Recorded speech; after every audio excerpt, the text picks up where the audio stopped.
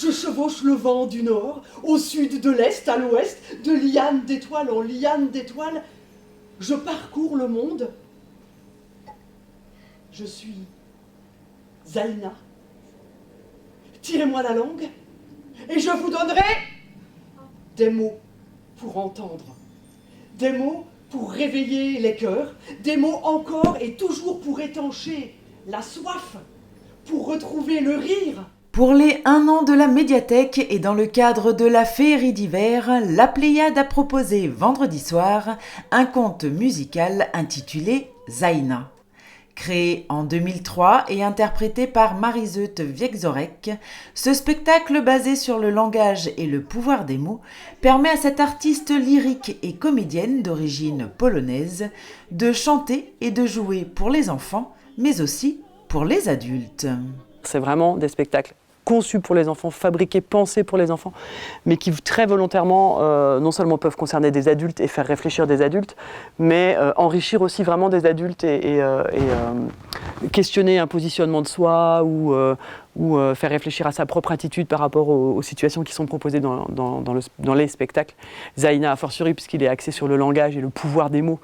Donc là, évidemment, en plus on est grand, voire vieux, plus on a traversé des épreuves ou des expériences, et plus on a été susceptible d'utiliser le mot ou les mots, y compris les gros. Voilà, donc c'est des spectacles qui, vus de l'intérieur, pour moi qui les joue, grandissent avec l'enfant, surtout Zaina que j'ai créé en 2003. Donc ça fait un certain nombre d'années, et qui grandit vraiment avec moi. J'ai ici tous les parfums, le goût amer, le goût colère et surtout le goût amour. Qui veut mes mots? Pour la modique somme d'une petite attention, je vous livre tous mes mots. Ceux que j'ai appris, ceux qui m'ont été volés, et tous ceux qui m'ont traversé. Ce conte musical interactif transporte le public dans l'univers des mots que Zaina, la petite fille de la Lune, articule, manipule et chante pour transmettre aux spectateurs non pas une histoire, mais plusieurs histoires. Ce n'est pas une histoire, mais ce sont des histoires. Ça a été conçu exprès, puisqu'en fait on a pensé, le metteur en scène et moi, au processus de jeu avant même d'avoir le contenu. Lui, il avait passé une commande à Lucette Salibur, qui est donc l'auteur des textes. Et Lucette nous a écrit une histoire de bout en bout qui s'appelait, je crois, à l'origine, La petite fille de la Lune, qui était une histoire avec un début, un milieu, une fin et une aventure, comme ça. Sauf que nous, on avait besoin qu'on me tire la langue, et pas seulement celle-là, et qu'il y ait un échange, puisque le principe du spectacle interactif, c'était le postulat de base. Et Lucette n'avait pas compris qu'on avait besoin d'un réservoir d'histoires. Donc il fallait qu'elle recoupe ou... Et en fait, ça lui venait pas naturellement. Et donc on a dit, ok, non, on n'a pas du tout envie de t'obliger contre nature à tordre ou distordre une chose qui existe et qui était très belle en plus. Hein. Donc c'était vraiment, on était très triste que ça rentre pas dans nos cases. Et elle a joué le jeu tout de suite. Elle a dit, ah oui, bien sûr. Et quand on lui a montré les croquis de la robe, pour elle, ça devenait évident qu'il fallait une femme, donc en l'occurrence Zaina, qui porte tout ça, mais qu'on puisse aller gratouiller à des endroits différents, comme on tournerait les pages d'un livre à odeur, parce que maintenant ça existe, et qu'on gratouille et qu'il y a une page à l'orange et une page à la fraise, quoi. Donc elle a totalement réécrit, en l'occurrence en répondant évidemment formellement à la demande, un réservoir d'histoire. J'ai compté mes langues il n'y a pas longtemps, mais je ne me souviens plus. Je pense qu'il doit y avoir une douzaine de langues avec des mots ou des phrases écrites dessus, qui, une fois qu'elles me sont données, déclenchent le fait que je raconte l'histoire, donc qui crée l'échange. Mais il y a aussi tout plein de langues qui sortent ou non pendant le spectacle, et ça varie un peu de ce que je ressens et de l'envie que j'ai de mettre les gens un peu dans l'embarras, sans que ce soit évidemment malveillant, bien au contraire. Mais il y a juste des moments où je sens que ça n'apportera pas grand-chose, mais toutes les autres langues ne portent pas de mots. Et donc, elles ne permettent pas l'échange. De la vallée du A. Ceux de la vallée du A marchaient les deux jambes grandes ouvertes. Ah, ils ne sortaient jamais sans un drôle de petit chapeau pointu qu'ils confectionnaient chaque matin avec du papier journal. C'est ainsi qu'ils se tenaient informés des nouvelles de la région. Au pied de la vallée, vivaient les timides. Toutes leurs phrases commençaient par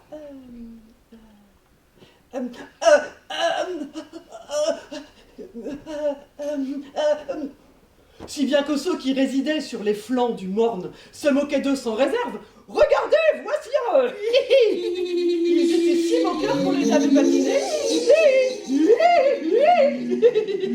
Pour permettre l'échange, les enfants ont donc dû tirer les langues pour faire évoluer l'histoire et connaître les mots qui suivent, qu'ils soient faciles ou non à comprendre. Volontairement, le metteur en scène Christian Gagneron et moi avons conservé tous les mots de l'auteur que les enfants étaient susceptibles de ne pas comprendre, et il y en a vraiment beaucoup.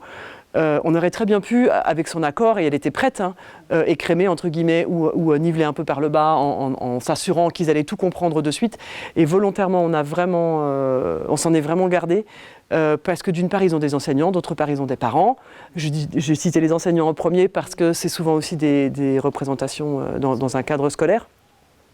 Mais c'est vraiment aussi un prétexte à pouvoir échanger, à se questionner soi-même, à se retrouver avec une tête en point d'interrogation parce qu'on ne se comprend pas, on ne sait pas, on est perdu, on est dans le doute. Mais c'est sujet justement à échange, à partage. Et puis, parfois dans la demi-heure, mais parfois dans l'heure, ou parfois dans l'année, ou parfois 10 ans plus tard, on vit une situation qui fait écho et on se dit « Ah, c'était ça !» Et ça, moi, j'y tiens énormément.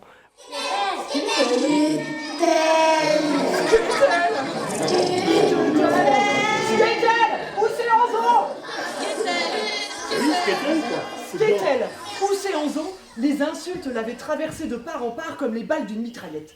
Une fois de plus, elle s'était fait encercler par les garçons de la 6e B. Ils étaient tenaces, surtout Darn, le meneur qui venait de lui jeter toutes ses méchancetés au visage. Skeetel était devenu l'insulte suprême que les garçons lançaient aux filles.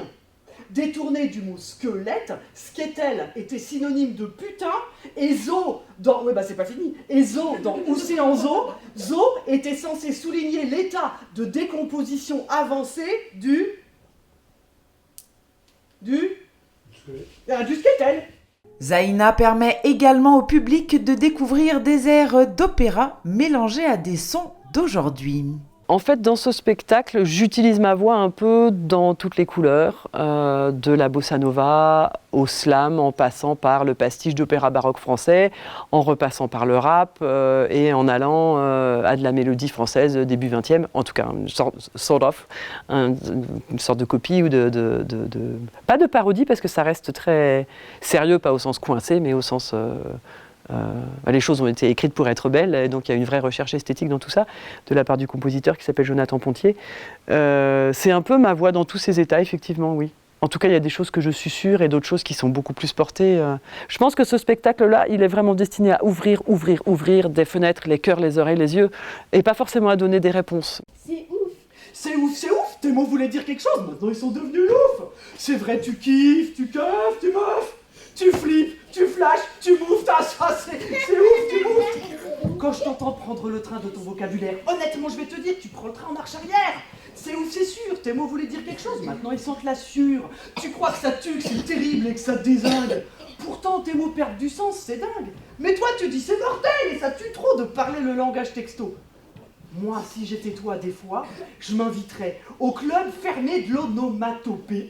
Ok, yo, au moins ça veut rien dire. Et puis ça fait du bien, c'est ouf. C'est sûr, tes mots ils tiennent autant qu'une espèce de couche de peinture. Ça zone, ça loose, des fois même tu penses, ça tue, ça rase, fais gaffe quand même. Que dans les cœurs, tes mots gardent une trace. La tienne, juste la tienne, pas celle de ton voisin. Peut-être que les enfants n'ont pas compris le sens de tous les mots, mais ils ont pu mémoriser beaucoup de choses qui ressurgiront peut-être plus tard. En tout cas, avec Zaina, ce qui est sûr, c'est qu'ils ont passé un super moment.